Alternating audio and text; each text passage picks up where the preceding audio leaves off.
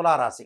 తులారాశి వాళ్ళకి ఏ విధంగా ఉండబోతుంది అంటే, చిత్తా నక్షత్రం 3, 4 పాదాల్లో జన్మించిన వాళ్ళు, స్వాతి నక్షత్రం 1, 2, 3, 4 పాదాల్లో జన్మించిన వాళ్ళు, విశాఖ నక్షత్రం 1, 2, 3 పాదాల్లో జన్మించిన వాళ్ళందరూ కూడా తులారాశి జాతకులు అవుతారు. తులారాశి వాళ్ళకి ఆదాయం 2గా ఉంటుంది, వ్యయం అనేది 8గా ఉంటుంది, రాజ్యపూజ్యం 1గా ఉంటుంది, అవమానం అనేది 5గా ఉంటుంది.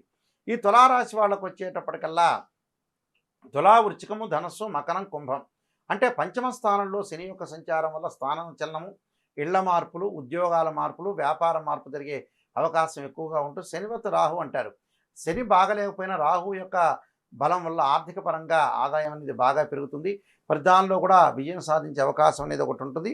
కొంత ఆరోగ్యపరంగా జాగ్రత్త ఉండాలి, పొదుపు చేసుకోవాలి, మితభాషగా ఉండాలి. ప్రధానంగా బంధువులతో సఖ్యతగా ఉండటం అనేది చాలా మంచిది. కాబట్టి కొంత ఆరోగ్యపరంగా కొద్దిగా జాగ్రత్తగా ఉండాలి. వ్యయ స్థానంలో కేతు వల్ల చర్మ వ్యాధులు, దీర్ఘకాలిక వ్యాధులు ఉన్న వాళ్ళు కొద్దిగా జాగ్రత్తగా ఉండాలి.